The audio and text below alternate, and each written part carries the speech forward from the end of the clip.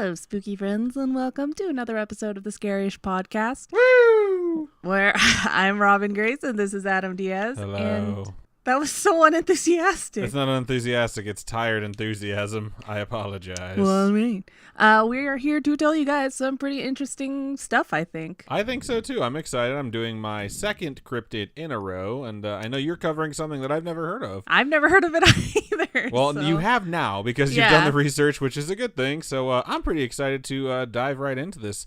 Episode 72. So what? 72? I just hear I hear taco. You hear? Oh, wow, that's funny. I made Robin start listening to Adventure Zone. She's listened to an episode and a half on the car ride to LA this past weekend, which was fun, although she did fall asleep because she was very, very tired. So hopefully that'll take hold, and then she'll come home one day and be like, so I listened to like 30 episodes today at work, which would be impossible because they're about an hour each. But I would be super thrilled if we could both share that fandom because it's pretty cool. But anyways, thank you for joining us here on the Scarish Podcast. And if you're looking for the homegrown horrors, those have moved to the Storytime episodes, which come out Fridays, which are recorded Wednesdays, 6:30 p.m. Pacific Standard Time at twitch.tv/Scarish Podcast and youtube.com/Scarish. The topic episodes are now dedicated solely to the topics. And one last thing before we move into the stories. June 9th, Winchester Mystery House. We will be there. You should too. So May is starting to roll up on us. When May 1st hits, we all should be able to buy tickets to the Winchester Mystery House. So let's coordinate that. I'm going to be posting a bunch of stuff on our social media, especially the Scarish Spooky Friends group on Facebook. That way everyone knows it's on the way as the days tick away. And then we can all just hopefully get tickets and go and have fun. So it should be a fun time. Cool. And if you want to send us your spooky, scary, creepy, whatever stories, you can email storytime@scarish.com. Hilariously creepy. They're usually really fun or funny. But if you have a serious one, feel free to send that too. You can also message us in multiple places. Facebook.com/ScarishPodcast. Twitter is @ScarishPod. Instagram is @ScarishPodcast. And those are all the different ways you can reach out to us. You can also go to Scarish.com, click on contact, just fill that out. That said, I believe I'm going to be the one going first this episode. Is that assessment correct? Yeah. Okay, cool. So this week, I decided I was going to cover the topic that I had intended to pair with the Mongolian death worm last week. Oh, and so you were able to make this one its own topic. Yeah, I realized that after I did the Mongolian death worm, I could probably find enough on this topic as well. And I did, and I'm pretty proud of it. So like I said last week, I have been dancing around this pair of cryptids for a while, but I didn't think that they'd have enough information to warrant a full topic, or maybe an episode where my topic would go short and Robin's could go long. But after my success with the Mongolian death worm last week, I said, F it, like I'm going for it. I'm going to try and dig up as much as I can. And so without further explanation of my brain process. I thought you were going to go, adieu. No, I decided not to do that. I present to you the Thunderbird. And you're not allowed to say that. You're not allowed to say it without sounding weird, which I will not do for the rest of the episode because that hurt my throat. But I had this awesome line last week that I had to take out of my script, and it was where I was going to transition between topics from I have MDW, from the Mongolian death worm to the Thunderbird. And it was like, the Mongolian death worm is a giant, terrifying worm with a bunch of different ways to kill you. And I can't imagine what could be the thing that would hunt that. What would be that thing's natural predator, except for perhaps a giant lightning bird. And that's my intro, basically, that I brought over from last week because I liked it so much. Cool. That said, I'm going to give you an explanation of what a Thunderbird is. And we're going to get into it in two different ways. Is it that big thing from Fantastic Beasts? Yeah, basically. Yeah. So that's some of the mythology behind it, but we're going to get into what it could actually be. Starting out, and then we'll get into some accounts, which I'm actually excited to get to. Because there's one that I had heard of. Bank accounts? No. But there's one that I had actually heard of growing up. And I didn't realize it was like a Thunderbird eyewitness story, but we'll get there. So, and I know some of you are waiting for me to make the obvious car joke, which Robin already just sort of busted out. And you're just going to have to wait for that. I'll work it in somewhere along the lines in the script later. It's like a little Easter egg. And also, happy Easter to everyone. Post-Easter. It's a few days late, but to quote someone who Easter is about, sorry that it took so long, but better late than never, right? Pretty sure. No, Jesus didn't say that when he woke up or came back to life. Whatever. So we're talking about Thunderbird. Anyways, what is a Thunderbird? Well, believe it or not, it is not a creature like Zapdos from the famous Nintendo game Pocket Monsters. How did you say his name? Zapdos? How are you supposed to say it? Zapdos? Isn't there an A in there? Zapados? Zapdos. Whatever. And yes, Pocket Monsters, by the way, that's what the game was originally called, and they shortened it to Pokemon. That's what Pokemon stands for, is Pocket Monsters. Yeah, so, it's Pocket Monster. So for those of you who didn't know, now you know. You're welcome. You So don't know now, you know. why do I say it's not a Zapdos? Apparently I've been saying it wrong my whole life. Because it's not supposed to actually have electrical properties. It can't like cast Thunderbolt or anything like that. But Thunderbird is typically a reference to an enormous bird-like creature, especially in cryptozoology, which lets you know that cryptozoologists actually study these things and study the sightings because there are a lot. And in my research, most accounts refer to creatures that simply appear to be giant birds. A lot of times they say giant bird-like creatures, which means it's... Pterodactyl. Realistically, it means it's an organic creature that's flying, because I found some account where it's like... I didn't get too deep into it because I couldn't find a lot of corroborating stuff on it, but I honestly found an account of a creature that supposedly looked like an alligator flying and was said to be like 100 feet long. And people were like blown away by it, but it all sounds like it was kind of like a... Lizard Man of South Carolina type hoax. So I was like, you know what? I'm going to leave this one out. But I decided that I'd briefly reference it. So that said, why call them Thunderbirds if they can't cast Thunderbolt? So it's because a giant bird or bird-like creature has wings that are so big that when it flaps them, it sounds like thunder. That's where the idea comes from. But that's not the only place where that idea comes from. And I'll get there. So it's more like a Pidgeotto or a Pidgeot. How do you say it when it's the third evolution or the second evolution of Pidgey? Pidgeotto. That's the second one. What's this? Okay, what's the third one then? Pidgeot. So I have been saying those ones correctly. So I mean, technically, it's the second evolution because it's evolved This is twice. gonna be a Pokemon episode. It's great. Do you have Pokemon stuff too? No, but yours is just... Mine runs out of Pokemon Steam a little bit later. So I mean, you could call any giant bird Pokemon Thunderbirds technically because it's just a giant bird. But I mean, you hear thunder, you hear bird, you think zap, whatever. So all I know is thunderbolts and lightning are very, very frightening. Indeed. So I hate you so much. Galileo. So one of the interesting things about Thunderbirds as a cryptid is that they fall into the whole like Loch Ness monster type category, as it's based off of a creature that actually existed, and more so than the Loch Ness monster because like there was an entire like species of giant birds, and they had subspecies that are found like all over the Americas, which is kind of amazing. So it's like at some point this wasn't being like used with a grain of salt that said this could all be bullshit. Like people actually knew these things existed, but it was like early man. And we're gonna kind of get into that. Well, don't Native Americans and stuff? Yeah, and I'm gonna cover the Native American thing too. Do you cover the house, the Ilvermorny house? No, I do not. Okay. So some of these birds that actually existed, that there's fossil records of, that people have skeletons of, had wingspans that started at 20 feet. Which is super long. Like, you hear the word 20 feet, and I don't know if it sounds big to you or not right off the bat. How big's an albatross? I don't know. Didn't look it up. Didn't even think of an albatross. So I'm going to tell you how big 20 feet is, though. And that's the low end of what one of these Thunderbirds would have been when they existed. And so if you want to have an idea of how big 20 feet is, here's how I'm going to show this to you. So have you ever heard someone say, like, I have short arms or I have long arms when they're referring to their own arm length? No. Like, okay, you say it to me all the time, so you're a liar. You tell me I have freakishly long arms. You do have freakishly, but I never talk about my own arms. Okay, so anyways, referring to someone's arm length, you know how they tell if your arms are long or short from an official standpoint? It's like that whole Vitruvian Man. I'm pretty sure that's what it's called, right? The Michelangelo drawing where it shows like some guy with his arms out and his legs out. Well, the idea behind determining whether or not you're proportionally accurate is you hold your arms out at your sides as wide as they'll go, and have someone measure your wingspan. So like tip of your middle finger to the tip of your middle finger, and if you're proportional, your wingspan should equal your height. So if you're 6 feet tall, your wingspan should be 6 feet. And then your arms are proportional to your body, or at least this is the general mindset of how you figure that out.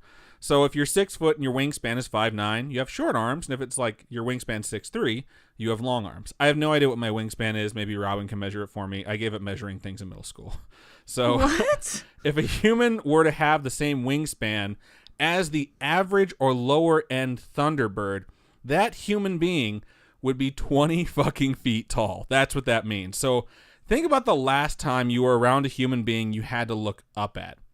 It doesn't matter who it was. Could be a teacher, could be a parent, could just be a tall dude, could be a tall chick. Doesn't even matter. Could be a tall whatever. If they're a human being and you've looked up at them, you probably are going to have to at least triple their height and then add on a foot or two in most cases, and then you're looking at how tall a 20-foot person would be. Because a lot of people hear 20 feet, and they're like, I don't know if that's tall. Yeah, that's super tall.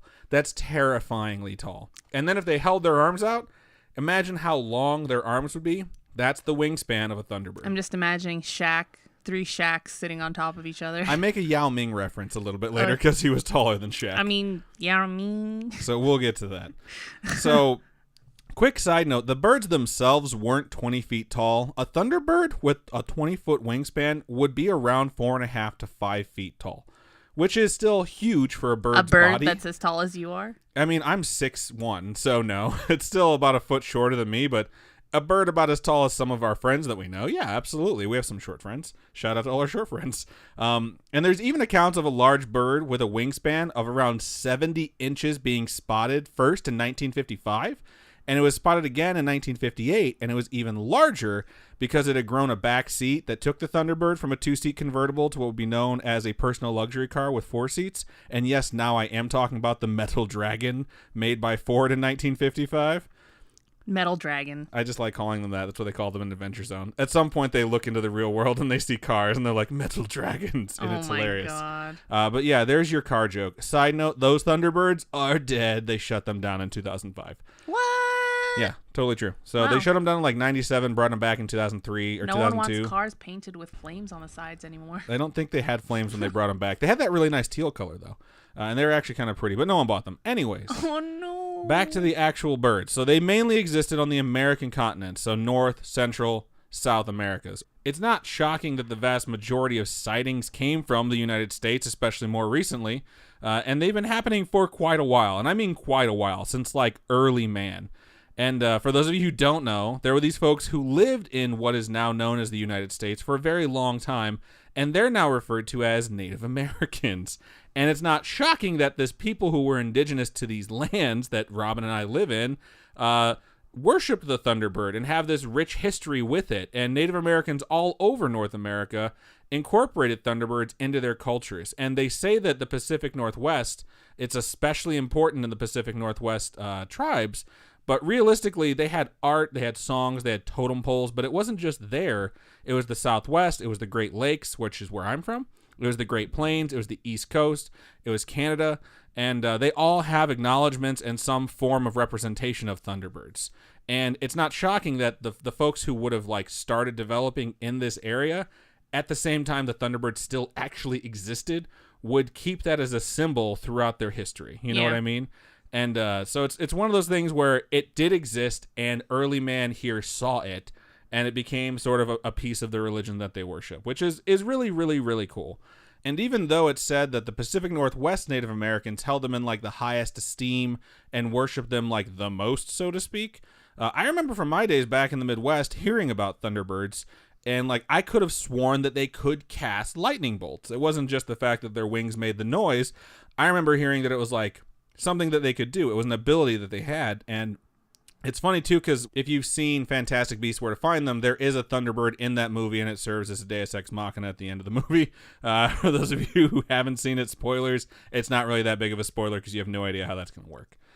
That said, I'm pretty sure that thing can cast lightning in that movie. So I thought to myself, maybe it's just a misinterpretation of the name like I had when I was a kid, so I'm going to dig into this a little bit. And after I dug into it, I realized I'm not crazy. So there's a group of people called the Algonquin people, and they exist in spots in the East Coast, the Great Lakes area, which is where I'm from, and a few other Midwest places, and about the entire eastern half of Canada. Like a significant portion of Canada is like their stomping grounds. And in their mythology, there was the upper world and the underworld. And I think you hear underworld a lot, regardless of Kate Beckinsale. I was going to say. I knew you were going to, but you were leaning back, so I got to it first. And in their mythology, the underworld was controlled by one of two entities that existed in the underworld. Oh, what is that one actor dude that's like from Hot Fuzz, plays the lieutenant or whatever? Bill Nighy? I think that's his name. Something like that. I can't remember his name right now. He rules the underworld. No, not after the first movie. I'm pretty sure. Spoilers again. So, if you haven't watched Underworld, like, it's been... You haven't missed much. It's not that great. Kate Beckinsale I love it. Is gorgeous. She's though. super gorgeous. The first one's really good. I shouldn't say really good. The first one's aight. And then the other ones you could probably just skip over and rewatch the one about the first lichens. I don't remember the other ones. Rise of the Lichens, I think, is like the third or fourth one. Anyways, let's get back to this thing with Thunderbird. So Okay. either you have one of two entities ruling the underworld in the Algonquin mythology. Either the underwater panther, which is exactly what it sounds like and probably exactly what you're picturing. An otter? It's an underwater panther, so no. It's a giant lynx that's covered in scales and has spikes along its back and tail. Or it was ruled by the great horned serpent, which I don't really think I need to explain. Really angry platypus. I don't think I really need to explain what a great horned serpent looks like. It's a serpent with a great set of horns, which most people probably take to mean really big horns, which, like, I'm sure they are really big, but I feel like that's not just what they mean. Like, people who would see the serpent would be like, dog, you might be a universal representation of a great evil that has crept into the world of men.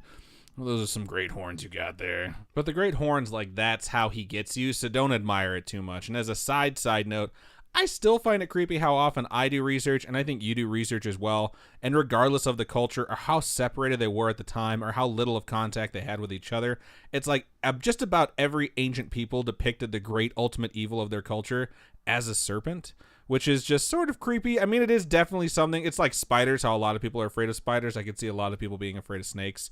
And I'm not saying that it's like a surefire sign that this is evil. Like, people that couldn't explain something always chalked it up to be something supernatural. And there was always some crazy new explanation of, like, why the sun rose or what a shooting star was or anything that we now know to be, like, normal phenomena. Or even you did the Aurora Borealis and the Northern Lights. Mm-hmm. And that's just a common thing. It's just crazy that the ultimate evil is depicted so often as a serpent. Side note, some people worship them as fertility symbols, so it's not universal. All right, I'm going to get back to this. Yeah, serpents were worshipped they look as like penises. I think it's because they breed so quickly and they have so many kids, but I don't know. Well, then why wouldn't they worship rabbits? Maybe they didn't have rabbits in their area. Rabbits aren't everywhere in the universe, Robin. Jeez, they might be. I don't know. Snakes aren't either. Animals. Anyways, getting back to the Algonquins. So their underworld is ruled by a scaled kitty cat or a horny serpent. The upper world only has one thing controlling it, and that is the Thunderbird. And with the darkness would try and creep out of the underworld into the world of man or the above world or whatever we're calling it here, the upper world. It was like Thunderbolt. Basically, the Thunderbird would be like, oh, hell no. And it would flap its wings, and it would use them to generate lightning, which it would cast at the darkness to force it back to the underworld. I'm just imagining, like, Pika, Pika. Oh, that's hilarious. I can't wait to see that freaking movie. But it kept the darkness in check, and it made sure the darkness stayed in the underworld. And I don't know why I thought of this. I'm not getting out my murder board or anything, but maybe when the Thunderbirds died off 10 to 11,000 years ago, maybe that's when people started seeing snakes as signs of the ultimate evil because it started creeping into our world. Not sure if those dates are going to match up. I'll save that research for a topic on snakes or serpents. So these things existed, and we know they did, and we know that they're supposedly all gone now. And it must just be the native tribes of the Americas that keep us talking about them, right? Well, no. There are still, to this day, sightings of Thunderbirds all over the Americas. And like I had mentioned, it's generally a term that's used to describe a really big bird. So people aren't saying that they see birds casting lightning. Like on Sesame Street? Yes. Like, yeah, obviously Big Bird's a Thunderbird. I think we can all just fucking figure that. Like, that one's a check. There we go. Like, confirmed. He's yellow, too. Exactly. He has a really crappy wingspan, though, which is why he's on that show, because he can't fly. So it's not crazy to think that there's just a generally really big bird out there. Like, everyone knows there's... I hate you so much. That's all I see now. Well, look the other way and stop smirking at me. But it's almost like outright likely that there's a large form of each species that exists, like an outlier, like Yao Ming. This is where my Yao Ming reference was. And to give you an idea of the sort of outliers that exist in other species on the planet, this is one that I really like to use because I'm fascinated by them still, is great white sharks. So great white sharks, I always think of them because of Jaws, which I loved as a kid. I love it as an adult. It's an amazing movie. It still holds up. And that shark is supposed to be 30 feet. And then there's the Meg. The Meg is bullshit. Okay, the Meg really existed. Whatever. Maybe we'll do that as a different topic. But let me stick with great white sharks here. So great white sharks exist, and they're 15 to 20 feet if they're female. Males are like 11 to 15 feet. Males are tiny. So if you're seeing a giant great white shark, it's almost certainly a female. And then there's deep blue, which is the name of a shark that's been seen frequently and most recently Didn't it die? around Hawaii. No, it's still very much alive. It's covered in battle scars because it's been a lot of fights, but it's 20 to 21 feet long. People say it's around 20 feet, which really means it's probably like 18 feet. But deep blue is not the outlier. She's the large part of the scale. So if you have a sliding scale, like if you have like that line, that bar graph, it's not a bar graph, the line, the bell curve, thank you. She's on one end, but she's not like the super outlier. The outlier would be the 36-footer captured in southern Australia. 36 feet long. That's insane. Or the 37-footer captured in Canada. And in case you don't know where those two places are on the globe, they're basically on the opposite ends of the earth. Like one's southern hemisphere, one's northern hemisphere, and one's on the other side of the planet. It's so far between those two continents. And the great white shark, the same species, has been caught basically once a generation between those two places. And it's like twice as large as the average sized female, which is just insanely big. Are you allowed to catch them? No, but people do. Basically, people are dragging nets. And they're like, what the fuck is dragging our net down so much? And they pull out this giant shark. And they're like, it's caught in our net. Someone killed the thing. So the 36-footer was caught in like 1890. The 37-footer was caught in 1930. There was a 40-footer sighting that's never been confirmed in like the 1965-70 range. So it's like the outliers kind of keep getting bigger. You know what I mean? And that's the thing, is that these are what? Say whatever you need to say. I'm just like, all I can think of is the Meg, where it's just gonna be this giant shark one day. I hate you so very much. So it's not a crazy thing to contemplate when you're thinking about a Thunderbird, that if birds are the same way, and you have a bird that's twice the size of the normal bird, and there are birds out there with wingspans up to 10 to 15 feet. So imagine if something was out there with a wingspan of like 30 feet. We've already talked about how long a wingspan of 20 feet would be. If you're driving down a 4-lane road, and you had something fly overhead that's a bird, imagine it getting really close to the road, its wingspan would be much larger than the width of all 4 of those lanes, which is like really, really big. If it hits your car, it wouldn't die. Your car would be fucking destroyed, and it'd probably carry you off and feed you to its babies, which, by the way, they said they only had like 2 to 3 eggs. I don't know how they figured that shit out, but I was like fascinated by how much study went into the Thunderbird. That said, let's get into some sightings of these birds. So April 10th, 1948. 3 folks in Overland, Illinois looked up in the sky. They said, look at that plane. It's flying really low. And then these 3 people all cocked their heads at the same time in unison as that plane flapped its wings. And that's when they got the whole it's a bird, it's a plane, it's Superman thing. Yeah, from. I was going to say. Side note, that last part was a straight up lie. I just knew that's where Robin's head was going to go. Yeah, that's all I could think about was Superman. But these 3 folks actually did report the gigantic bird to local authorities because they were worried it was going to carry off children or family pets because it was that big. They're like, it would just swoop down and take them. Hawks and stuff do that now. Hawks and stuff will take livestock, like baby livestock. It's a legit thing. I remember being a kid, we had Maltese growing up. We literally lived right across the street, a 2-lane street from a sheep farm. And we had these 2 9-pound fluffy white dogs that would run around outside. And my mom used to say, like, don't leave them out too long. Like, a coyote might get them or a giant fucking bird might carry them off. Haven't you seen the videos of the bird picking up the baby and trying to carry the baby Pretty away? sure that one's 100% fake. I'm just saying, it looks very, very fake. If we're thinking of the same video. So these folks see this in April 10, 1948. They report it. And they report this gigantic bird to the local authorities. And at this point, I'd like to say, like, I feel like the police get a lot of phone calls where they're like, what do you want us to do? Like, we'll shoot the thing if it gets too low. We're not going to be able to, like, have the Sky Police pull the thing over and write it a ticket. Sky Police. So people showed up to investigate it. Like, cryptozoologists take the sightings very seriously, and they're really hoping to catch evidence of something that actually exists. But these things can just fly away. By the time it gets reported, they're typically gone. And that's kind of how it still happens. Considering how big their wings are, they could just... They cruise, man. Yeah. They're just out. Like, they can basically go wherever they want. So I looked up Overland, Illinois, because I'd never heard of it before, and it doesn't show on Google Maps, but from what I can tell, it's in central Illinois, or it was.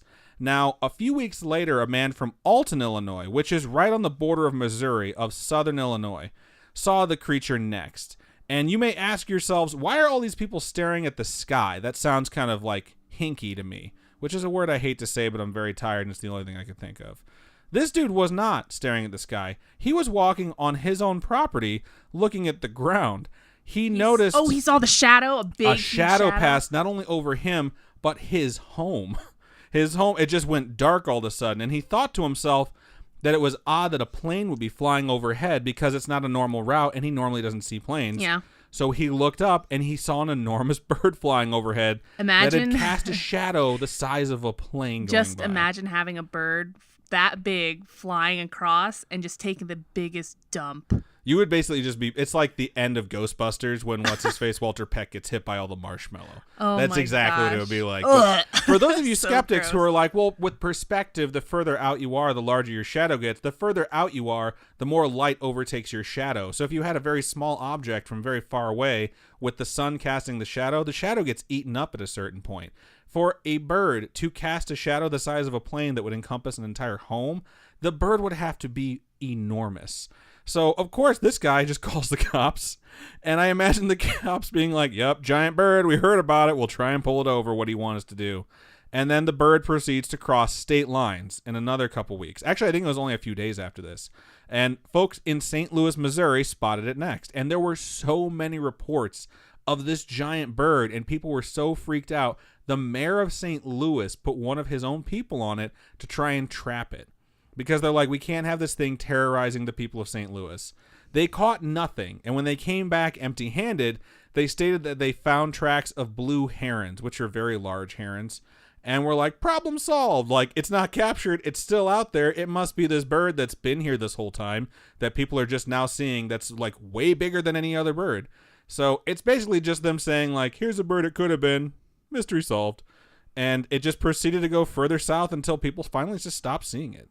So, is that it? No, it's not. Not by a long shot. And there's a lot of them I'm going to rattle off. I don't know the expression right now. Brain is shot. But I'm going to do some more contemporary ones.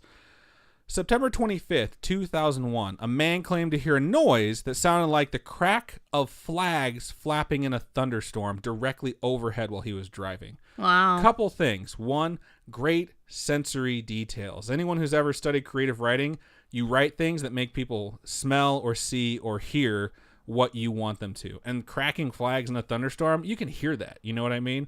So that's a great descriptor of what this guy heard overhead. Second thing, he's in a car and his window is down. The air coming through your window when you're driving is fairly noisy in the first place. Imagine how loud you have to turn up your radio when your window's down to hear it.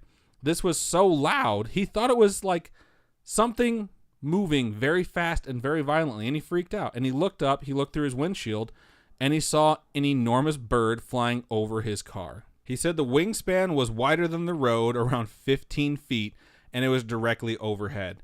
And what you're going to notice with a lot of these sightings is people don't report it or write books about it and look for fame or fortune. They literally report it because they're freaked out, and they're like, the authorities need to know about this, and this is why they become documented. In 2002, there were multiple witnesses in Alaska. The first one, by the way, took place in Pennsylvania. 2002, multiple witnesses in Alaska spotted an enormous bird with a 15 to 18 foot wingspan flying overhead, and it freaked people out so bad they asked the sheriffs to get a hunter to go find it and kill it. Why? Because people are terrified of things. They think, like, they legitimately see something. But it hasn't hurt anybody. In most cases, no. But we're going to get to something that's pretty interesting. This isn't it, though. May of 2013, multiple witnesses spotted a giant black bird flying in the woods of Pennsylvania near Bryn Athyn Castle. Don't know where that is. If you do, that's pretty cool. They all claim, I didn't look it up. They all claimed the wingspan was between 12 and 18 feet, although there was disputes because it was basically flying between trees looking for a branch strong enough to support it so it could basically rest. And one person saw it finally find a perch, and it appeared to be 4.5 feet tall as a bird with its wings like folded in, which is terrifying to see a bird that big just sitting like in a tree. Yeah, I know. I mean, he terrorizes those children every week. I hate you so much with your big bird jokes. As a side note, because I think this is a bullet point I had in there, but I skipped it, and I know this is a bullet point in my script. I don't know where it went. But the Thunderbirds that actually existed, their closest living relatives are vultures. So if you can picture what a vulture looks like, which have very large wingspans, and they're black birds, that is the closest approximation to what a thunderbird actually was, pretty much across the board. There's a few species that have different color feathers, different like looking heads and necks. One of them had a head that was 3 feet long. Like its body was like 4.5, 5 feet, but its head was also 3 feet. It's just disgusting and terrifying to see something that Looks big. really like in my brain, I'm just thinking of this really lopsided looking bird. I immediately thought of a giant heron when I thought of that. And then, of course, they talk about the blue heron later on in the thing. But there's more sightings, too. As recently as 2018, again back in Alaska, a woman saw a bird flying low over her car with a wingspan of 15 to 19 feet. I think it's funny that these people give these ranges because they really don't know. And she freaked out. She called the police. She pulled over because she was so scared. She didn't want to drive in the same direction the bird was going. This next one is one of the most famous ones out there. This is the one I remember hearing about before I ever attached Thunderbird to it. So 3 kids were playing outside on July 25th, 1977. They know the exact date because this was an incident, folks. In Lawndale, Illinois is where this takes place, and I swear I'll stop going back to Illinois. It was about 9 p.m., so it was kind of late for kids to be out. July, it's going to be a really long day, so the sun's probably just about going down because July is like dead center of summer, and the sun stays up till 8:39 back where I'm from. So let's call these 3 kids Snap, Crackle, and Pop because I couldn't think of 3 clever names, and I thought of Rice Krispies. So they heard the sound of air rushing that is usually caused by flapping wings, only it was much louder, sounded like it was being caused by something much bigger. They looked into the night sky and saw 2 giant birds overhead circling and moving towards them. And they noped the fuck out. They hoofed it. They turned and they ran. They were going home. That whole rule where it's like if the street lights are on, you got to go home. The giant birds were the street lights and they were not staying out anymore. And as they ran, Snap turned to Crackle and said, "What the hell are those things?" And Crackle was like, "I don't know. What do you think, Pop?" And Pop replied by screaming out in pain as one of these enormous birds swept down, sunk its claws into one of his shoulders, and began to flap its wings furiously, lifting him 2 feet off the ground. Wow. Before he struggled and it finally dropped him. When it dropped him, it circled some more, they ran home, and they told their parents this is what happened. Here's the thing about this incident. The parents called the police because there was damage to this kid's shoulder. There was evidence that this had been a bird. There was actually feathers out there. And there were eyewitnesses that said they saw the same thing, like adult eyewitnesses, claiming that these kids weren't full of shit. The police came out, and then when they heard the story that a giant bird tried to carry off the kid, they basically told the family, like, "You're lying, and there's nothing we can do about it. Like, we don't know what happened to the kid's shoulder, and quite frankly, we don't care. This is a waste of our time." And they basically just left this family to deal with it. Now, this story was told by so many people, and it got so famous, you can find this stuff online, and you can find people trying to confirm it, trying to say it was fake and it was all a hoax. But realistically, no one really knows what happened but those 3 kids and the people who saw it happen. And they all claim the same thing. A giant bird swooped down and tried to carry this kid off.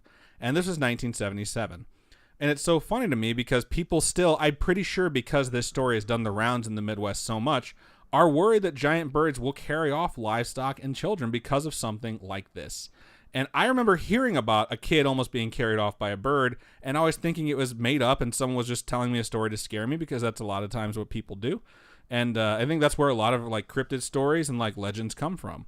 But this one in particular, when I read it, I was like, I remember hearing about this, and it makes sense that it happened in Lawndale, Illinois, because that's very near where I grew up. And it was really funny to me because this is a detail I didn't remember until I reread the story. I remember this is the first time I heard about this being able to happen to someone, and it's in a bunch of the reports. They say that this kid that was picked up and almost carried off by the bird was a ginger. That when he got home, he was so scared his hair had turned white. That's bullshit. Your hair can turn white from a traumatic experience, and I remember hearing that about this story, and they say that eventually when it grew out, it went back to being ginger, but for a moment, that giant bird scared a soul into that ginger kid. So, as a side scared us. Oh my god. As a side note, you're so stupid. Shout out to all our ginger listeners. We love all of you. Hashtag better red than dead. Hashtag kissed by fire. Kissed by fire? And that's not the end of the sightings. Like multiple times each year, ranging from Alaska to the Midwest to the East Coast, people claim to see enormous birds flying overhead, and they always describe the noise their wings make. And let's be real, it's because if a bird was gigantic like this, their wings would be incredibly noisy. So of course that detail is going to be consistent. And it seems very likely that there are birds out there that are the outlier. And if they exist, sooner or later, they're going to cross paths with humans, but they're not going to hang out. Humans are dangerous, and animals know that, and they're not going to hang out around something that's always going to be scared of you and try and kill you. And I really feel like this is one of those things where super skeptical people will say it's bullshit right up until they have physical proof of a giant bird that's considered a thunderbird, and then everyone's going to be like, of course they exist. The same thing that happened with the giant squid. And hopefully we don't catch it by killing it, because I really, really want to know whether or not they can shoot lightning from their wings or their eyes or wherever. And in the meantime, all I ask, folks, and I say this all the time, is to keep your phones charged and your camera or Facebook Live at the ready. And if you don't know how to go Facebook Live, just use your camera, take a video, and right after you record it, upload it to whatever you can, because the timestamp on that video, at least with me, will go a long way in corroborating your story from when you filmed it to when you uploaded it. Because if there's days in between, you just Photoshop that in my head. So let's all put our heads together here. And I know I could say, let's try and find aliens. Realistically, no one wants to find aliens if they're actually up there. Let's just leave them the hell alone. I'm too scared. But let's find this giant bird, because I am really, really curious. And I have tiny dogs still, and I want to know how long I should leave them out, because these things are supposed to be in the Southwest, and we're in Las Vegas. So I don't think they could even fit in our backyard to steal our dogs. It would be very difficult for them. They'd have to smack their wings against the wall of our backyard, because our backyard is not very big. But yeah, that is the Thunderbird. All right, that's cool. I hope you enjoyed it. I really enjoy talking about this one in particular, because I remember seeing totem poles when I grew up. I grew up in an area where a lot of the streets were named after the Native American tribes that had been there, and they had reservations there. I remember when my parents built our house in second grade, between first and second grade, that would be the home that we'd stay in for the next 20 years. We were finding arrowheads in the ground. We found animal bones and other stuff like that, and it was clearly a spot where deer were plentiful. The Native Americans would hunt them. We would find bones of deers that had been killed, and the arrowheads that had been used to kill them. Like dragonglass? Not dragonglass, not Game of Thrones style stuff. So there were no White Walkers in Northwest Indiana that I know of. But hey, that polar vortex thing happened this year, and who the hell knows what's going to happen now that the wall between America and Canada has fallen. So it's about to get really weird. Is that not America? No, that's Game of Thrones. Okay, I get them mixed up. They're so similar at this point. So. Oh my gosh, it's just insane. Okay, I love Game of Thrones. This past episode was great. And away we go. Okay, this week I am going to go creepy mystery. I'm going away from the haunted and the cryptid and all that stuff, going into the more real life things. Not that cryptids aren't real life, but How dare you? I hope a Thunderbird snatches you right out of that chair.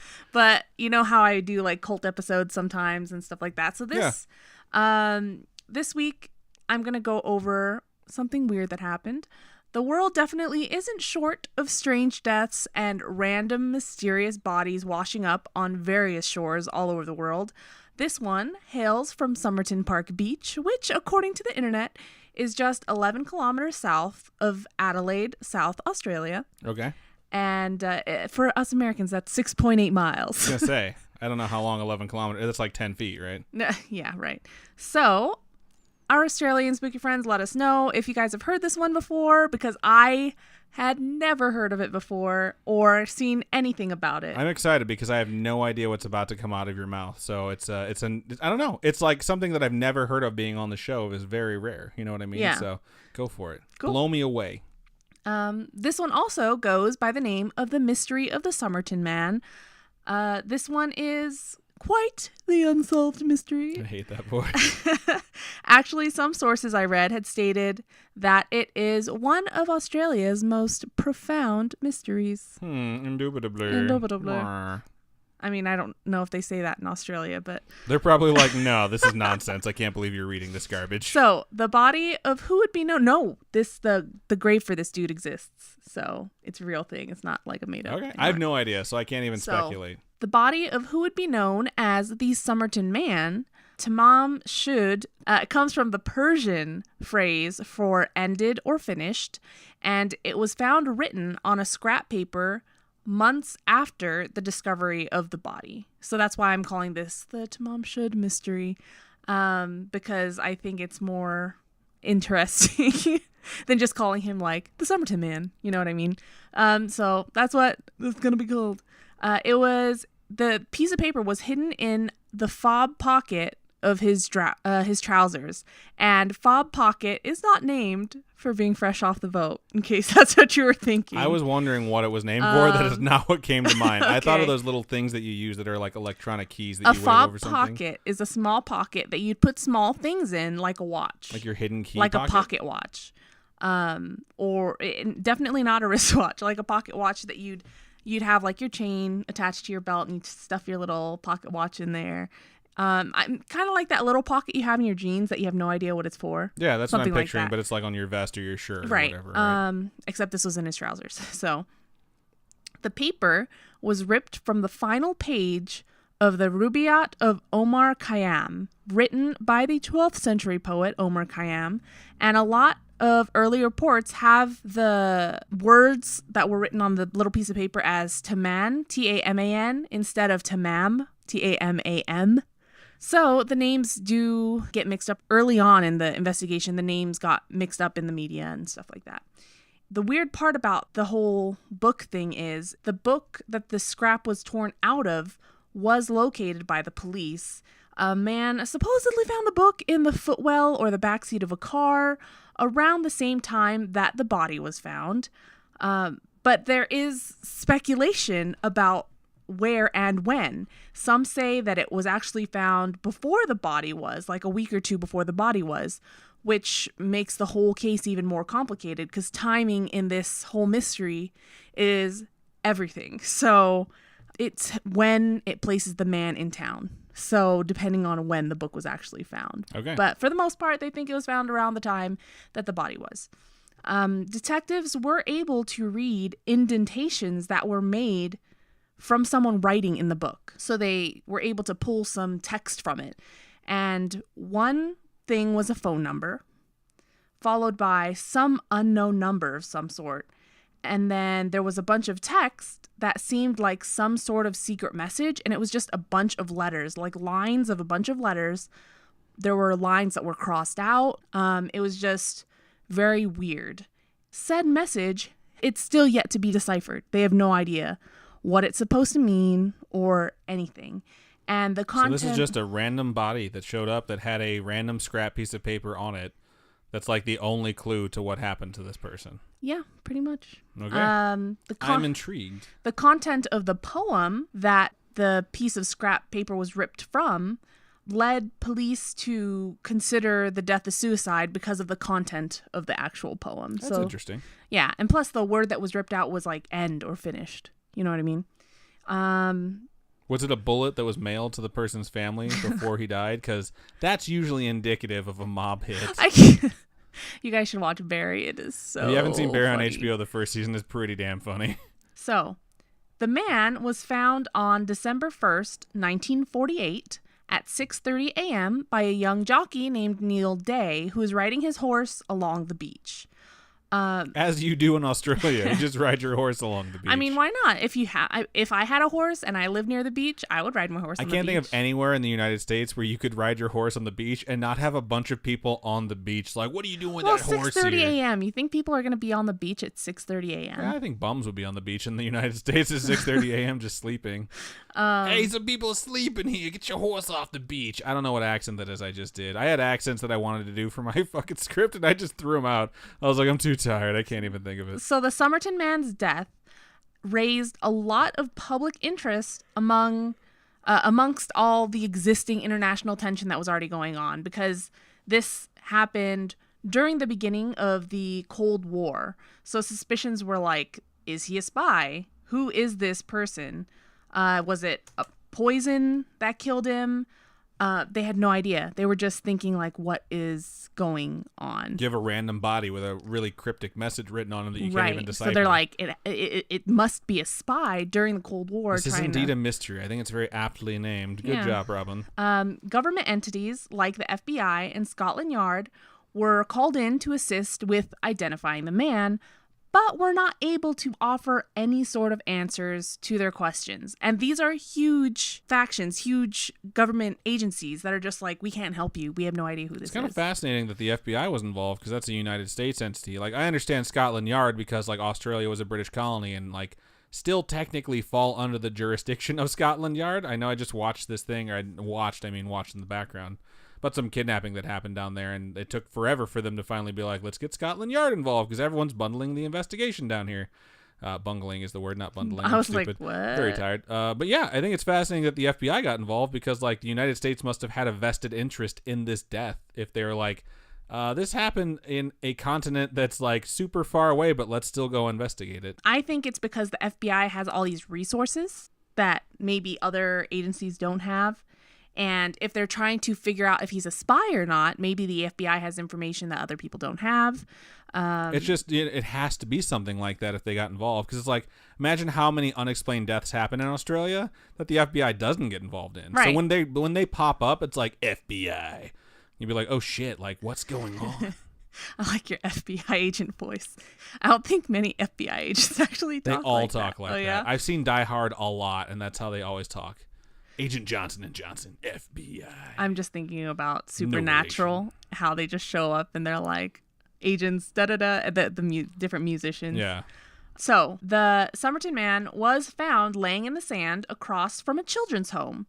And when I read that, I was just thinking, these kids must be just scarred for life. Or they're the murderers. I cracked it. You're welcome. Wow. No, but it's just, imagine being a kid. You're in this, and when I was online, they called it the crippled children's home.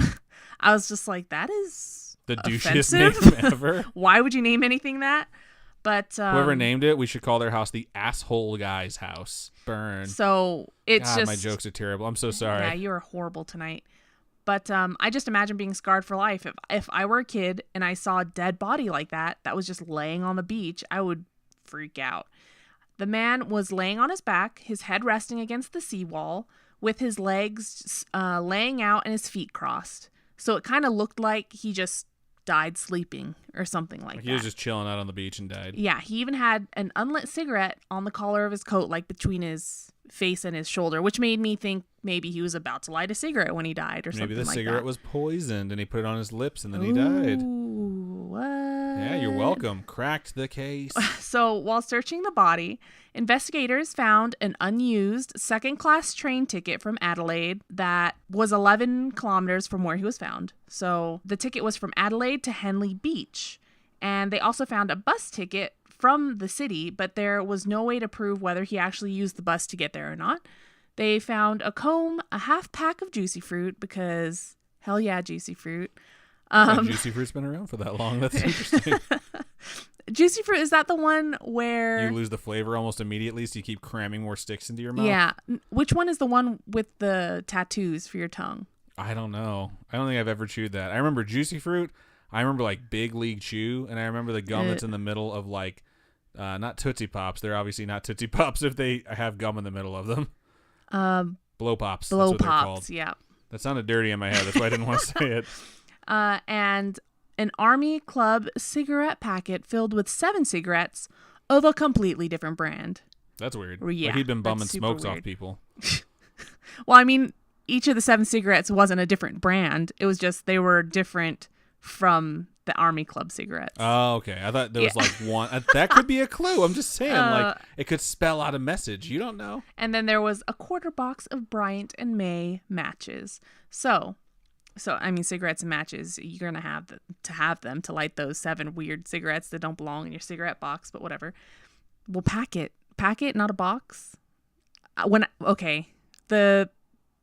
just imagine them all in boxes. I've never seen quote unquote packet of cigarettes. It's just the verbiage of wherever you're from. I know, like, I used to buy my dad cigarettes all the time when I first got my license, and I go in there and be like, pack of Cool Milds in a box, because you can do soft pack or you can do box. Oh, all right. Yeah. Interesting. Like, soft pack is definitely easier to crush your cigarettes. I don't know what the benefits of having a soft pack is compared to a box. It might just be cheaper. I mean, other places have milk in bags. We don't have milk in bags. They put milk in bags? Yes. So you carry in your own bag and they just pour milk No. Do they just have the cow walk out and they're like, hold it right there? there? They sell milk in bags. So, like... It's bagged milk. Okay, I get that. I'm describing how I'm seeing bagged milk and you just keep saying bagged milk. It's just like... Compare it to a product in America that's in a bag so I can understand what we're talking about here. Like potato chips? No. Like, have you ever looked in a box of wine and the bag that the wine is in inside the box. I suppose, yeah. Yeah, that's what it's like, except it's not in a box. It's just a bag that's milk. Okay. That has like a lid. Yeah. I would love to just try it just once. I'm sure it tastes exactly the same. It tastes the same, but it's cool. You know what I mean? I'm sure it's easier to shove in your fridge and everything. Yeah. Everything in bags is easier than anything that's in a box because the dimensions are like changeable. You know what I mean? Yeah. So like when it's in a box, like if it doesn't fit, like you're gonna have to Tetris some That's why shit everyone to get it wants in a there. cat. What? They take whatever form they can. Wow, because cats are liquid. I got it. See where you're going with that. All right. So anyway, witnesses started coming forward stating that they had seen a figure laying there on the beach on the evening of November 30th. So he was found December 1st. So that night before, people were coming forward. They were saying, like, we saw a body that was laying there in the same spot near the children's home. And one couple stated that around 7 p.m., they saw him extend his right arm all the way out in front of him and then drop it limply. Another couple saw him laying there between 7:30 and 8 p.m. and never saw him move the entire half hour, though they do claim that his position may have changed. So he didn't necessarily... It sounds like he was sleeping. Like, at Maybe. least at first, he laid down and just took a nap. A woman stated that she saw a man looking down on him from the top of the steps that led down to the beach. Oh, shit. Other witnesses say that the body was in the same position as when police found him. And in 1959, 11 years after the original discovery, another witness reported that he and 3 others saw a man carrying another man on his shoulder along Somerton Beach the night before the body was found. That's interesting. And so how it's like he just dropped this corpse right there? Well, how I imagine it is there's just a slouch body thrown over one of this dude's shoulders, and he probably placed him there. They probably murdered him or something, placed him there, and kind of made his body lay however he was found. You know what I mean? Maybe it was just a dude carrying his drunk friend home, and because like 11 years later is a long time to come why forward. would you come out 11 years later? Yeah, like that why just didn't you seems- say it when it was happening? It seems like 11 years waiting that long for something that probably wasn't going to get traced back to you, or there was no like risk of it. Waiting 11 years to have a detail like that come out seems like there was a rational explanation to you at the time that you have since deleted from your brain and decided to come forward with it. You know what I mean? Yeah. I'm very skeptical about these 3 eyewitnesses that are coming forward. Right. A pathologist by the name of John Burton Cleland reported the time of death to be around 2 a.m. the night before he was found. So that morning, pretty much. So if the people that were looking at him from 7 to 8 were saying, like, we saw him there, he might have shifted or moved a little bit. It sounds like he's supposed to have been alive then. Right. I think he was napping. Maybe it was a nice little nippy nap before he, took the long dirt nap. So. Maybe the dirt nap? What? You've never heard it called a dirt nap before? Because I'm sure people have slept in dirt before, like, not being dead. If you're taking the dirt nap, you're dead, dog. Okay. Just saying. He also reported that the man had a Britisher, quote unquote Britisher appearance. And when I read that, I was like, how can you even tell someone looks more British than the next person? I imagine because he had a t-shirt on that had the Union Jack on it. There are Asian British people. Like, come on. Maybe he showed up in a telephone box that was like, whoosh, whoosh. I can't do the TARDIS sound effect. Okay. Anyway, I just was mind blown that pathologist would say that. Why would you? That makes no sense. All right, I'll just go with it. Whatever you say, bro. Then he thought the Somerton man was to be aged between 40 and 45. He was in top physical condition. He was 180 centimeters tall, or 5'11". I was going to say, give that to us in feet and inches, so Robin. He was pretty tall. 5'11's not too short. I mean... Yeah. It's higher than the average. I think 5'9", 5'10's the average. It's a little bit taller than me. I'm strangely tall for an Asian. He had gray eyes and fair to ginger-colored hair. Gray-eyed ginger? Growing. This dude died from lack of soul, very clearly. Growing gray at the temples. So he was like a ginger Doctor Strange. Wow. Yeah. And # Kiss by Fire. I've never heard that before. It's from Game of Thrones. Oh, really? That's what Tormund says. I was so sure you'd pick up on that because you're so in love with Tormund. Right now, me and Tormund have this thing going about giant's milk, okay? That's gross. It's messed up. That's all my mind is focused on right now. That's spoilers for the most recent episode. That's not really. I mean, if you read the books, you already got that backstory. Tormund talks about his backstory a little bit in the newest episode. All I kept thinking of is sucking on my titties like you want me, calling me. So anyway, he had broad shoulders and a narrow waist. He showed no signs of having done manual labor, and his feet showed signs of being a dancer or one who wore pointed-toed boots. And as someone who wears heels or wore heels for a very, very long time, I totally know what they mean when they describe the feet, because your pinky toe and your big toe kind of slant inwards. Like the bottom of my pinky toe is literally pointed. Because they've been smashed in there. And the heels for so long. So that's how they described his feet. That's what his feet looked like. And he also had some sweet-ass calf muscles, apparently. That's hilarious. Yeah. They described his calf muscles as being sweet that. Ass. as being that of, like, dancers' calves. So maybe he was a spy, and his feet looked like that, and his calves looked like that, because he tiptoed everywhere. Oh. And I'm sure while he was doing it, it's like... Dun, dun, dun, dun, dun, dun, dun, dun, dun, dun, dun. So, what? That's not even... You should be, like, humming, like, the Boom, Pink boom, Panther boom, boom, song boom, boom. or something Pink like Panther. Doo-doo. Yeah, Doo-doo. that's... Yeah. Okay, there you go. Okay. You got 4 notes out of me. So, anyway, he was wearing a white shirt, red, white, and blue tie. So, he's obviously American. Joke. Not really. I mean, why else would you wear a red, white, America's and blue the tie? only ones who've ever had red, white, and blue on their flag. You're totally right. Maybe that's why they were like, maybe he's British. Oh my God. How can you tell someone's Britisher? Come on, man. Brown trousers. He had socks on, shoes, and a brown knitted pullover with a gray and brown double-breasted jacket. This guy was dressed pretty well, I think. He sounds kind of like a fancy guy. It all looked pretty well tailored. The jacket looked like it was made in America. All the labels were removed. Oh, he's a spy. He's a straight up spy. He's totally a spy. It's really hard to imagine going through all the effort of taking all the labels off your clothes. Imagine trying to take off all the labels on your clothes. I can't even. I was going to say, I didn't want to bring this up because it's silly, but I've seen a movie where someone's taught espionage, and they're told to wear shoes smaller than the actual size of their feet. So if their footprints are ever left behind, if their footprints are ever left behind, if they're bigger, then you're going to fall out of them.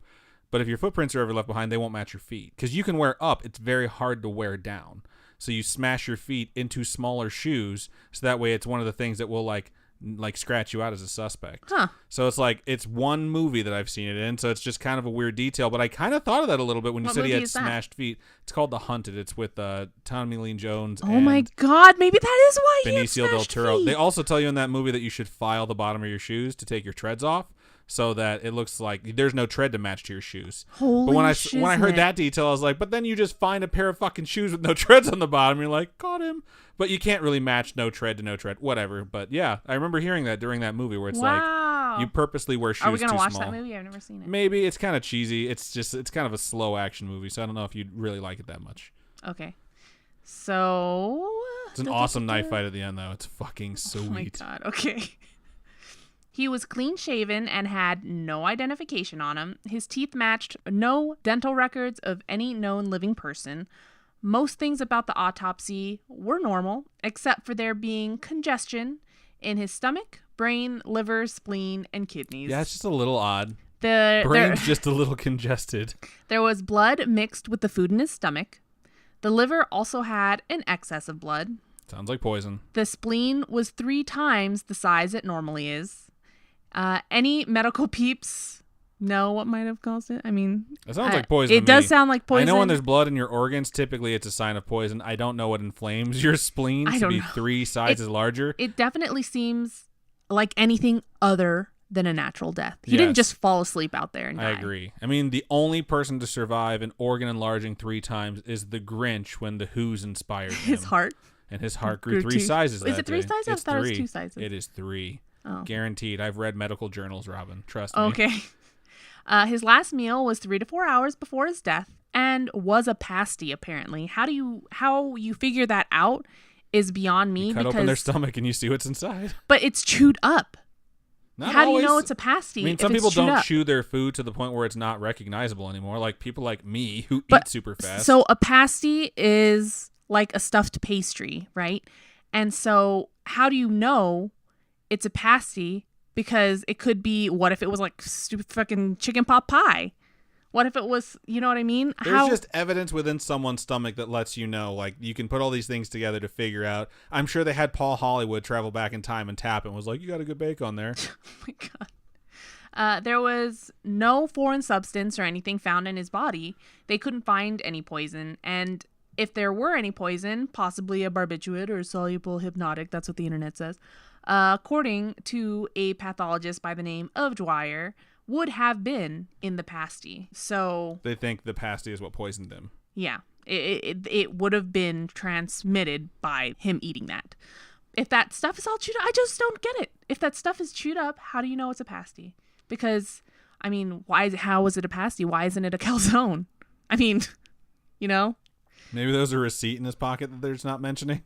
Despite knowing all the medical stuff about him, the identity or cause of death is still unknown. He was embalmed on December 10th, 1948.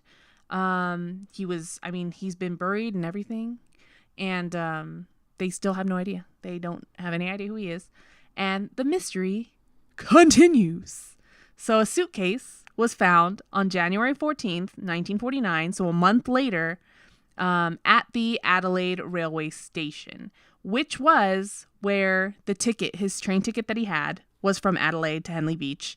The suitcase had its label removed, much like the label of the mystery man's clothes. And this was also the station where the ticket was for. The suitcase was checked into the cloakroom around 11 a.m. on the morning of November 30th, 1948. The day before he was found. Yes. And it's thought that the man and this suitcase were connected. Within the suitcase, they found a red-checked dressing gown, a size 7 red felt pair of slippers. Is it like a men's 7? I don't know. I feel like that's really small, right? It is. That would explain why his toes were so smashed. 4 pairs of underpants, pajamas, stuff for shaving, a pair of trousers, complete with sand in the cuffs. That's interesting. Suspicious. An electrician's screwdriver. I didn't realize there were different screwdrivers. Yeah. I mean, what's different about an electrician's screwdriver? I mean, there's just certain things you're not supposed to open up unless you have a specific set of tools. Like that entire idea. A certain set of skills? I hate you so much. That entire idea was applied to Apple computers when they first started making their computers. Like Microsoft computers, like other computers growing up, like you could open those up with a regular set of tools, like Phillips screwdriver, flathead. But you had to have a specific set of tools to open up Apple's computers. Like there's a very famous story about the fact that they were about to go and do their demo for, I can't remember which of the computers in the 80s that Apple launched. But right before they went up there, they were having technical difficulties and they needed to open up their demo computer and no one had the tools on them and they literally were not able to do it. They had to send someone back to the office to get their specific set of tools. So it's the idea that you like protect technology or dangerous things with tools that are very hard to acquire. Cool. A table knife cut into what I describe as a shiv, a pair of sharp pointed scissors, and a small square of zinc that they thought was to put like the pointy ends of stuff into so it wouldn't poke you or whatever. I don't know. Also, a stenciling brush usually used by third officers on merchant ships for stenciling cargo, which I thought was a very strange addition. Also, there was a thread card of Barber brand orange waxed thread not available in Australia. This thread was used to repair the lining in a pocket of the trousers that the mystery man was found wearing. So it's very clearly his suitcase. Yes. I mean, what are the odds that this thread not found in Australia was used to sew his pants? I mean, I was very clearly on board this is his suitcase thing when you said the label was removed. It's like, okay, cool. We obviously know it's his now. Though the labels on the clothes were removed, police found items labeled T. Keane, Keane, Keane, Keane, and Keane, Kean, without the E on the end. Each of these objects had specific dry cleaning marks, like dry cleaning numbers on them. And police found this very suspicious, thinking whoever left them did it on purpose. Because why would you be so meticulous about absolutely everything except for those? You remove the labels off everything. but you leave the name. Yeah, that seems bizarre. So, that seems like planted evidence for sure. Right. So maybe you know full well that that's not the dude's name. So we've narrowed it down. We've crossed out one. So regardless, a search came up with no one by the name of T. Keene missing from any English-speaking countries. And the dry cleaning marks also were absolutely no help. They came up with nothing. All the suitcase really told them was that it was made in America, in the United States, giving police an idea that the man was either from the United States or had at least been there. So his jacket was American-made, his suitcase was American-made. Seems like he was American Spy, just saying. American is apple pie. Yeah. That's Is American Pie, I mean, oh, it is called American Pie. I mean, apple pie. Is apple pie called, fuck. I'm so tired and sick, and this is so horrible. Anyway. Have you ever seen Thank You for Smoking? I've seen the scene where he's on the plane trying to be allowed to smoke on the plane, right? The scene I'm talking about specifically is the scene where he's at the restaurant/bar with his cronies that are all part of like some other lobbying thing, and the guy who's the lobbyist for guns orders a slice of American pie. Fuck, you did it to me. A slice of apple pie with a slice of American cheese melted over the top of it with a little American flag pointing through it. And he gets it, and the guy's like, that's disgusting. And he takes a huge bite of it, and he's like, it's American. It's so fucking gross. Oh my gosh. Okay, that's disgusting. American Pie's that movie, right? American Pie is the movie where the guy fucks the pie. Okay. All right. So anyway, fudge. When later checking train records, police believed that the mystery man arrived on an overnight train to Adelaide from Melbourne, Sydney, and Port Augusta. The ticket he had on his body was for the 10:50 a.m. train to Henley Beach. So it seems like something made him miss his train and in turn caused him to check in his suitcase at the cloakroom before catching a bus to where he was inevitably found. An inquest into the mystery man's death was conducted by coroner Thomas Erskine Cleland, and I'm kind of wondering if he had any relation to that pathologist John Cleland from earlier. Like, I have no idea. I didn't look up if they were related. It's probably his brother. Like, you don't know what you're doing. I'll do it better. The inquest lasted from a few days after the discovery until June 17th, 1949. So a little over 7 months. 7 months, yeah. That's not crazy long, right? No, I mean, especially when you're investigating a mysterious death, I think that's just about right. John Cleland re-examined the body and came up with a few new things. The man's shoes, apparently, had been recently polished, indicating that he wasn't walking around all day. Definitely not on the beach. This, along with the theory that the body was moved to the beach after his death, made sense. Like, absolute sense. Like, if there's no evidence, I mean, and his pants, the pants that were in the suitcase had sand in them. So it's kind of, maybe it was all just a setup where maybe he had sand, maybe had the guy dirty that killed shoes. him ditched his shit in his suitcase. Maybe, yeah. Maybe that's the guy who was named Thomas Keene or T. Keene or whatever no, it was. there's no. But they didn't find him because he wasn't missing. They called home and they're like, yeah, he's right here. And he's like emptying the sand out of his boots, which is just filled with blood and sand. And he's just like, yeah, that's me. I'm here. Don't worry. This doesn't explain the number of witnesses who saw the man the night before, though, because they saw him laying there from 7, right? So how would they have him just placed there? It's very strange.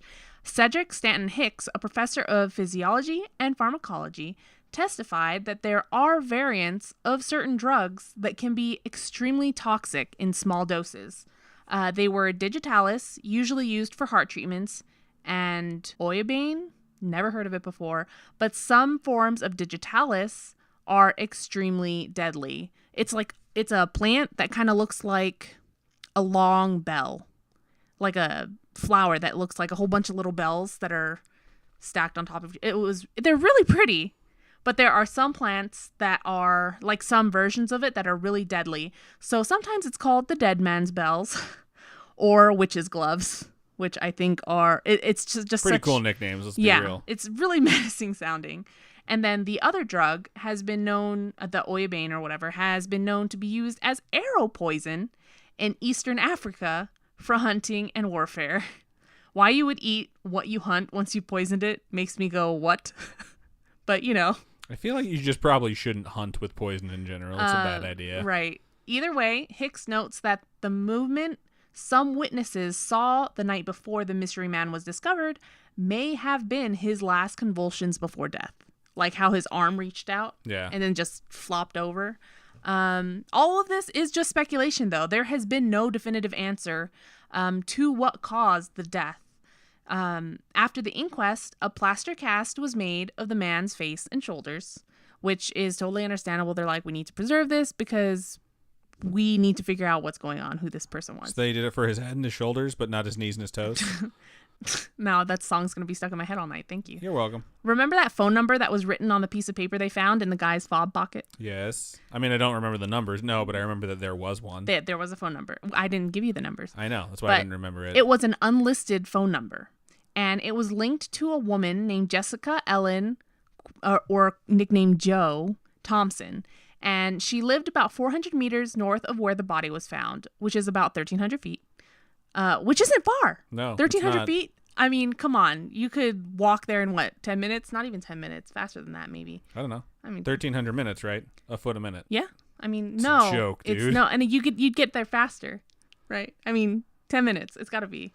I would walk 500. I don't know what you want from me at this point. I already said yes. So it just seems really odd that she lived so close to where his body was found. And when she was interviewed by police, she claimed not to know the man. In a book about the case by Jerry Feltis, he thought that Thompson was very evasive or just didn't want to cooperate, or she just didn't want to talk about it. When there's a dead guy found 1,500 feet from your house with your phone number in his pocket and you're shifty-eyed and suspicious and you're like, I don't know him, that seems like bullshit to me. That's just my alarm bells going off. Feltis and Thompson's daughter, Kate, both believe Thompson knew who the man was. In a 60 Minutes interview in November 2013, do they still have 60 Minutes? I'm sure they do. Kate said that her mother told her that she knew who the man was and that his identity was known to people higher than the police. He had to be a spy, man.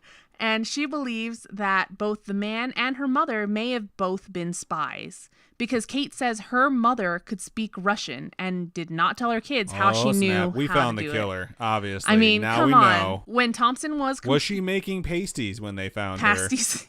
Pasties are the one you put over your nipples. That's what I thought was in his stomach this whole time. I was very confused. I was like, he was clearly at the strip club. What? Shut up. And he ate some pasties off some chick's titties, Ew. which were covered in poison. When Thompson was confronted with the plaster bust made of the man, Thompson refused to acknowledge that she knew the man, but everyone present remarked that she seemed deeply affected by the sight of it and was totally taken aback by seeing him. Like, she looked at it, looked away, and did not want to look at it again. She was just so, like, I don't know. And this is just the plaster bust. This isn't the actual body. This is the mold they've made. Imagine knowing someone's dead and then you see a bust of them that's not just kind of like their likeness. It's like they made the bust of him. Like, it looks exactly like him. It's got to be unnerving. She knew who he was. Oh, yeah, she knew this dude. There are theories about a man named Alf Boxall. She had actually known him, was in a romantic relationship with him. They were supposed to get together, I think, during the war or something like that. I don't remember. But Alf Boxall was reported to have been involved in intelligence work during and immediately after World War II. And he knew Thompson. I mean, like I said, romantic relationship, all that fun stuff. I mean, sometimes it's fun. It's not always fun. Romantic relationships are hard. But when he was interviewed by Stuart Littlemore on television in 1978, Littlemore asked him if Boxall ever talked to Thompson about his spy work, and he replied with no. But then Littlemore suggested some spy connection to the mystery man, where Boxall was like, these are just silly theories, don't you think? Like, he didn't really give a real answer. He's just like, don't you think that's a little too much? It's always dodgy when you don't just say no outright. Right. Like, if you want to challenge someone on the questions they're asking, say no, then tell them that their questions are stupid. Just say no. Don't just refuse to answer the question and then, like, mock the question, because that is just typical behavior of someone who's lying. The man's body was buried in 1949 in Adelaide's West Terrace Cemetery, where the Salvation Army conducted the service. His service was paid for by the South Australian Grandstand Bookmakers Association, which I think is really nice of them to do, so he didn't have to have a pauper's funeral. Like, he didn't have to get crapped on. He, like, actually has a gravestone. And it says, like, to the mystery man that was found on Somerton Beach and stuff. What do you Usually mean? they charge you per letter when they carve stuff into your headstone. I'm just saying, someone like the Salvation Army was very nice to have all that on there. They could have just put a question mark and just left it. Years after his funeral. But then people would have come by and thought that tombstone had a quest for them, which would have been very confusing. Oh, my goodness. That's when you have the exclamation point, right? That's when you're turning it in. Okay. Years after his funeral, flowers began appearing at his grave, and no one seems to know where they came from. Aww. During this time, Ina Harvey, the receptionist from the Strathmore Hotel across from the Adelaide railway station, revealed that there was a strange man that stayed in either room 21 or 23 for a couple of days around December 1st, 1948.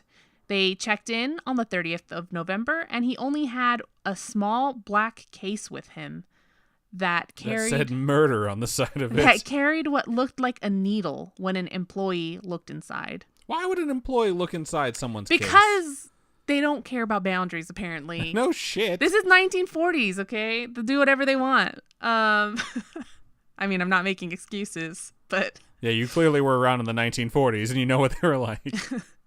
On November 22nd, 1959, an inmate by the name of E.B. Collins at New Zealand's Wanganui prison...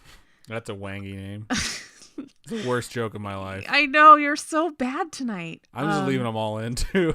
You're so stupid. He claimed to know the identity of the dead man. But this is 1959. Why don't you say something in 1948 when it happens? Or early 1949. I feel like basically everyone that decided to come forward with a revelation decided to wait 11 years. Like, that was the shelf life on the time that they thought they would have to wait out before they got in trouble for something. Maybe, the big boss died or something. They're like, okay, we can maybe someone that they were forward. actually afraid of was no longer in the picture. We should look into this to see. Maybe something happened in, and then we're going to get world murdered. Politics that changed, and they're like, all right, I'm going to step forward now. Despite the witnesses and theories, no one has been able to confirm the identity of the mystery man. The South Australian Police Historical Society still have the bust that contains some of the man's hair, which has unfortunately been wiped of data by the embalming process, which sucks.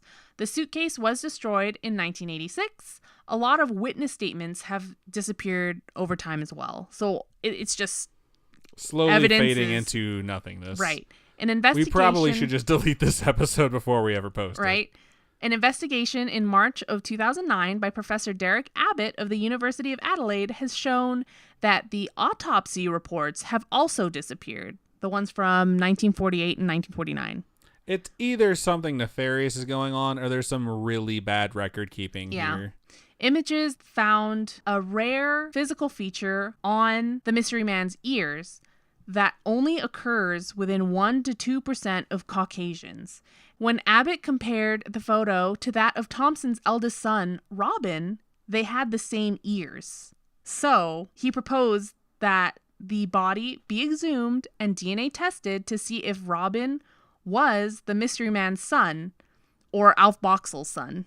Because, I mean, why not? This kid this man has the same ears that occurs in 1% to 2% of the Caucasian population. And this, I'm going to assume he's a spy. This spy that your mother knew. Who she claims she doesn't know. Right. I mean, come on. You're looking for connections here. I get it. The request was obviously denied because Why would you deny it? The you can't truth just is out there. I want to believe, but you can't just go around exhuming bodies because of scientific curiosity. So I mean, you can if you have a shovel and the right amount of curiosity. You just can't do it legally. Oh my gosh!